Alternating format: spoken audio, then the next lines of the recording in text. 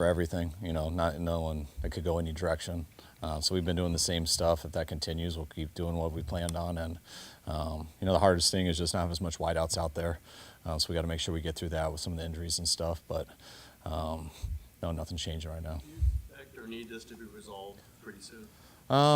No, you always want it to be badly. But this stuff does take time. And, every day I hope it gets resolved. But I have no timetable on it. Like, didn't surprise me coming into this. Going about coaching our team, getting them ready for week 1, and hopefully it'll get resolved though sooner than later. He's here today? Yes. Almost tough. Yeah. Yep. Is there a scenario where you do a long-term deal with him? There's a scenario for everything, so I want to rule anything out. Would this team be better if you traded Brandon? Could you see a scenario where you're better because of that? Brandon's a great player, so it's real hard to be better when you lose a great player. So we got to look into anything. We got to understand the situation we're in, what that looks like, and that does take time. So hopefully it'll all work out best for him and best for us in the long run. He has the permission to talk to other teams. Is that correct? Yes. Is there a disappointment it's reached this point? I know it could be resolved. But... it's been at this point for a little bit, so it's nothing really new to me. You're always disappointed when you can't keep a hold of all your players or it's not going exactly right. I don't like losing anybody, so that's why I'm hoping it does work out here. But right now we don't have that solved yet, so I hope it does. Is the offer you guys made in May a final offer, or is there a chance you...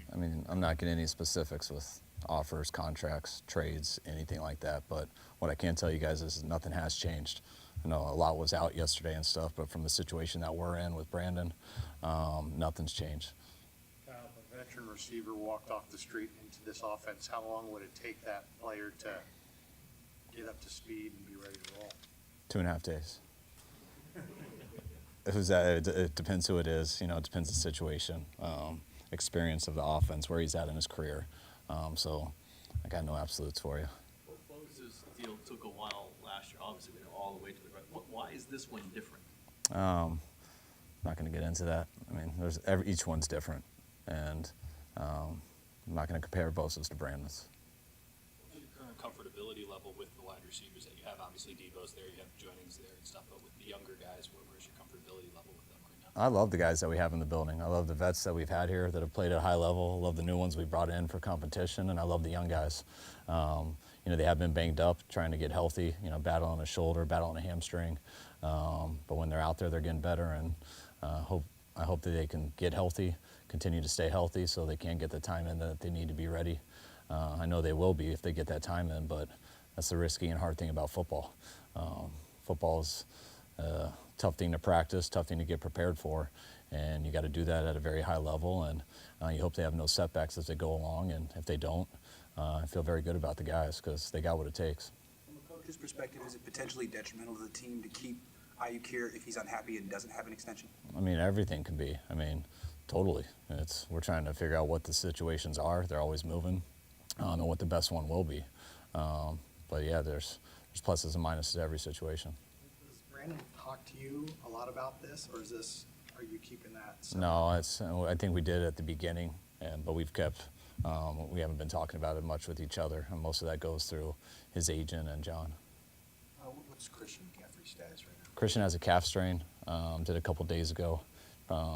It's all right. He didn't pull it or anything, but you guys probably won't see him this preseason. You brought in Matt Breida, and we haven't seen Elijah Mitchell lately. What's Mitchell's status? Elijah has a strained hamstring too. Didn't pull it, but we're going to be safe with him, so he's going to miss probably a week or so. So we had to bring Matt in, which was awesome to have Matt available. We needed some numbers out there, and to be able to get a legit player who's had a hell of a career, who's been here before too, felt pretty fortunate. Are you in communication with Trent Williams at all, and do you know what he's doing right now? I don't know what he's doing. I believe he's in Houston. I know that's where he lives in the off season, but confident Trent's working out, getting ready and stuff, and hopefully that'll be resolved as fast as possible too. How long do you expect Christian to miss practice? What's that? How long do you expect Christian to be out of practice? Probably a couple weeks. Would Ayuk go with the team to Irvine next week if nothing changes? I'm not sure. Haven't even discussed that. Yeah, he tweaked his shoulder, something that he did in OTAs. I don't know if it's too serious, but that's why we removed him halfway through practice. How important are role players on a team like Jalen Moore? It seems like he's in a tough position where obviously Trent Williams is ahead of him, but you're able to run your offense when he's in the game. So how important are those type of players? Role players are huge on our team and in every team because, I mean, it's always next man up, and you can lose a guy at any time. And if you don't have a guy who can come in and do that job at some important positions, I mean, that can take the whole team down. So it's not just Jalen, but, you know, guys who back up George, guys who back up our wideouts, our quarterback. You guys have seen it over the years. You keep your fingers crossed, but you're always going to lose some real good players, and usually your season depends on how good those backups are. Jordan Mason was telling us that when he first came in, that he didn't connect right away with Bobby Turner, and that he didn't really know. He found out later he didn't really know how to be a pro. But is that unusual for an undrafted free agent to come in and not connect? But you guys still see enough in him to hang on to him? Yeah, I mean, I think it's relationships with everyone, whether you're young or older, or I mean, it takes time to get to know people and really what makes them tick. And I mean, Bobby's going to be Bobby regardless. He has a coaching style to himself, and that is very successful. He has a standard, and he demands a lot out of people. And sometimes I don't know if that comes off always the right way to every single person.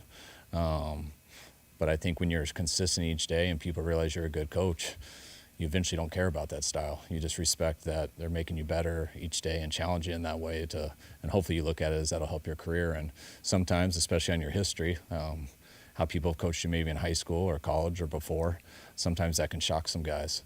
But usually the guy, once he realizes that this person's real and why he's doing it, usually it's not a problem, and JP's been great. Ricky, if Ayuk were to be unavailable for week one, regardless of the situation, how comfortable would you feel with Ricky potentially slotting in for him from the start of the season? I feel comfortable with whoever it is. I mean, that's just it's the issue as a coach. You always, I mean, there's times I think Ayuk missed a game last year, and we had to do that. So it's something you're always prepared for. Ayuk could also be with us, and everything could be great, and he could get hurt, like it's happened plenty of times. I mean, we lost a running back on a walkthrough the practice before our first game a few years ago with Jet McKinnon, and didn't have him for the whole year. So we had a quarterback who tore his ACL in week 3 one year. So that's stuff that you're always used to and ready for. More. Have you mapped out how much you want the starters to play in the first preseason game and maybe what the quarterback rotation is going to be? Yeah, I talked about it with our staff yesterday when the players were off, but I haven't told any of the players yet. So I'm not going to say it exactly here, but we don't plan on many of the starters to play. I know some guys will have to, but for the most part, starters shouldn't be in much, if at all. Tomorrow's Dwight Clark Day. Just curious of maybe your first interaction or a fun story you have with Dwight over the years. I just always remember Dwight at all the camps up in Rockland when I was in middle school running around, and just I didn't realize how good of a player he was at that time because I was too young, and I just thought he was one of the coolest guys in the world, just walking around like he was the man, like where everyone just respected him. I was like, why is that guy so special? And I remember my mom crushing me for not knowing what the catch was when I was in 6th grade. I didn't grow up here and didn't totally know from, I think I was 2 or 1.5 at the time, so she should have been softer on me, but she wasn't. And she made me feel stupid, and now I get why, because it's one of the best plays ever. Now that you're experiencing a hold-in for the first time, do you have any thoughts on whether you prefer that to a holdout? No, I mean, it's nice not finding guys, you know. So but I mean, there's not much of a difference. We haven't seen Wisnowski in a few days. What's he been? He has knee irritation. We're taking it easy on him, having him not punt here for a little bit, and we'll have to figure out something for the game. As a coach, obviously you want, I would assume you prefer just Brandon Ayuk is on the field and taken care of contractually.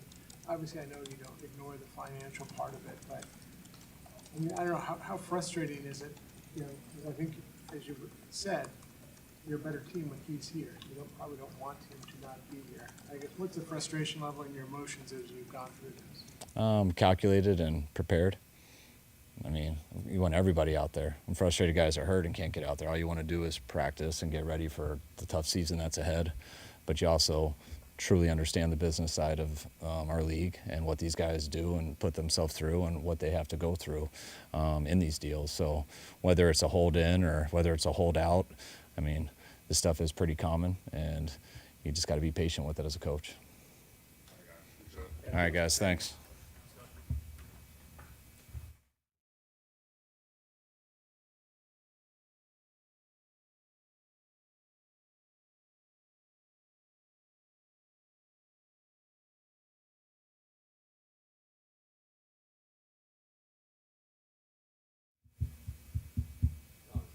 Is the conversation right now, having gone through a lot of this yourself last year, do you see parallels? Have you reached out to Brandon? What's your read on the situation?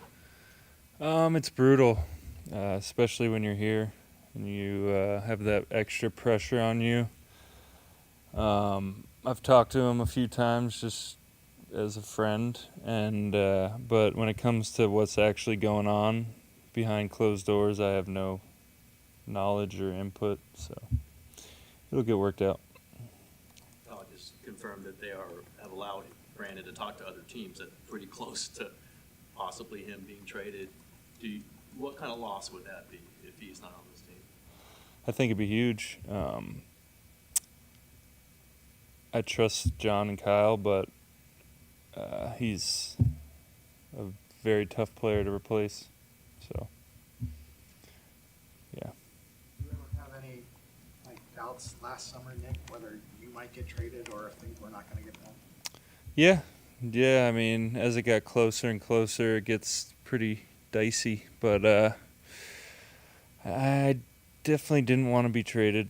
It's a good place to be for sure. I'm very, very thankful and grateful to be paid and here, because I don't think there's many other organizations that are as good as this one. So, but yeah, there's a few moments. Niners are known as fair, I think, but tough negotiators when it comes to this stuff.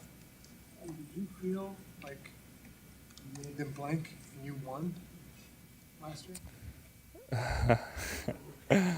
I'm not going to comment too much on it, but they are tough. That's for sure. You mentioned before just how valuable the reps against Trent are in this camp. Obviously, he's not there. You weren't there last year, but what do you lose by not having that? Definitely lose a good battle. I sleep better at night. But Jalen is very talented and getting a lot better day and day. Like every single day, I see him getting better. So for Jalen, it's great, and I'm sure Trent will be back. But and I'll get plenty of reps against him. But Jalen's tough, so it's a battle with him too. And I think for him, he's working his way into a position of being a starting caliber tackle for sure. You talked a lot in the past about the conversations you have with Trent, kind of sharing tips and things like that. Do you have similar conversations with Jalen? A little bit, not as much, I'd say. But we're going at it every day. We have a good working relationship for sure. He's a great dude, and him and McKivitz, both very solid players and fun to work against. Hey Nick, how has Yetur Gross-Matos fit into the rotation with you guys up front? He's doing great. We've been on him every single day, me and Chris and the rest of the guys, and he's starting to really buy into the scheme and play it the way it's supposed to, and he's got a ton of talent, so I think this scheme will bring the best out of him for sure. Talking to Chris Kasurek yesterday about Leonard Floyd, and when he's out there like in shorts and with his shirt cut off, and you see how thin he looks almost like a basketball player. And how does he hold leverage? What's your observation on how he survives, and not only survives but thrives with that kind of build at defensive end? Have you seen him up close? Yeah, I know.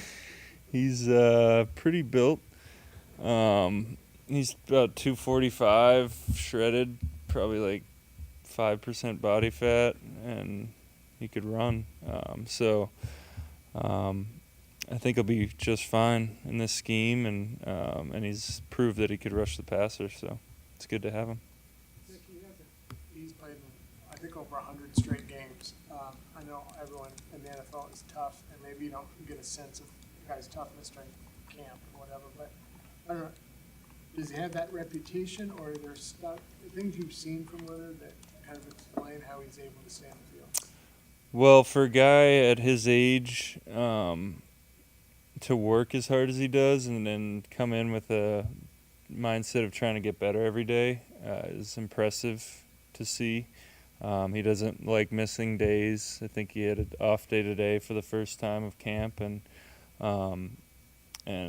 you kind of have to force it on him because he's that type of guy.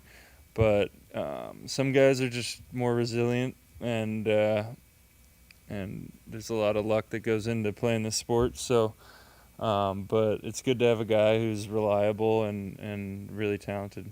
There's been a couple times in camp where he looked like he tweaked something or something, and he kind of went off to the side, and then we'd look at him like 5 minutes later, he'd be back out there. I don't know if you were around him in that. Do you ever talk to him in those moments, or kind of hear what his process is to like? Yeah, I mean, there's you're always dealing with something, and he's been in the league a long time, so it's not like he's out there feeling amazing every rep he takes. So